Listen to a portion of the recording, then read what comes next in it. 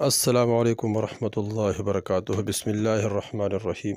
دوستو، آج اللہ جل شانہ کے صفاتی ناموں میں سے ایک نام ہے المتکبر جل جلالہ، اور الکبریاء جل جلالہ۔ المتکبر بہت بڑائی والا، الکبریاء بہت بڑا۔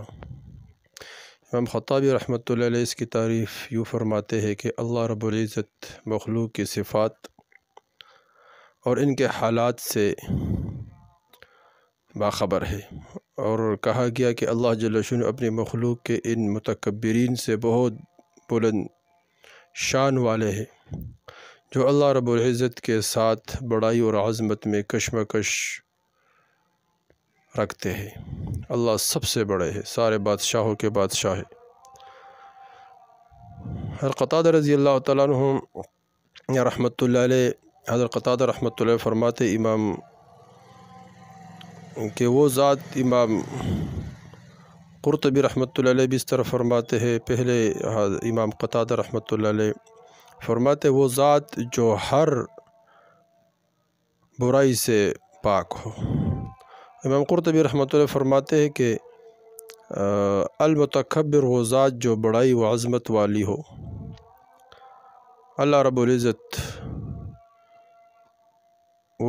رب العزت ہے المتکبر، کیونکہ وہ ہر چیز کے رب ہے، تمام مخلوقات کے رب اللہ ہے۔ ابن جریر رحمۃ اللہ علیہ فرماتے ہیں کہ الذی کل شیء دونہ لا شیء اعظم منہ۔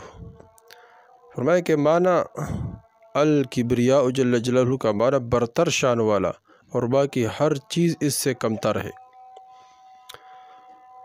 اور اس کے بھی یہ بھی معنی ہے کہ وہ ذات جو ہر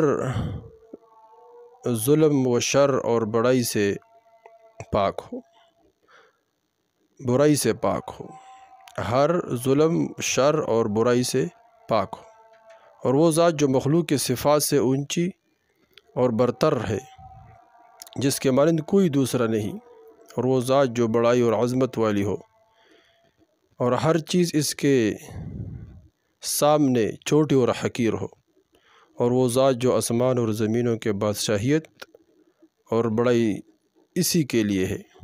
قرآن میں بھی یہ نام ذکر ہے، العزیز الجبار المتکبر، اس طرح عالم الغیب والشہادت الکبریاء المتعال،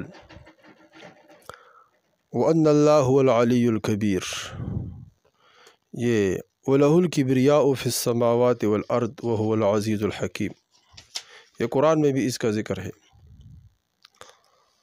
تو اس لیے یہ پاک نام بہت برکت والی ہے۔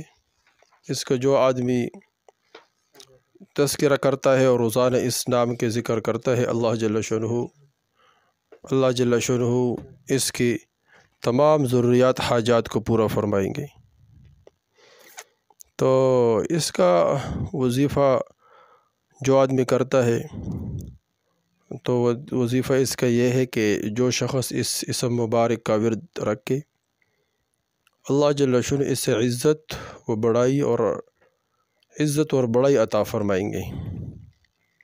اور اگر ہر کام کے ابتدا میں اس اسم مبارک کو بکثرت پڑھے تو انشاءاللہ اس میں کامیاب ہوگا۔ جو بھی کام شروع کرے تو اس اسم مبارک کو ابتدا میں پڑھے، انشاءاللہ اس کام میں کامیاب ہوگا۔ تیسری فضیلت یہ ہے کہ جو شب زفاف میں بیوی کے پاس جا کر قبل مباشرت 10 بار اس نام کا ورد کرے، 10 بار، تو اولاد نرینہ نیک بخت پیدا ہوگی انشاءاللہ۔ تو اس پاک نام کی برکات ہے، تو اس لیے اس نام کے ذکر بندہ کثرت سے کرے، انشاءاللہ اس کی برکات اللہ جل شانہ انسان کو اپنے آنکھوں سے دکھائیں گے۔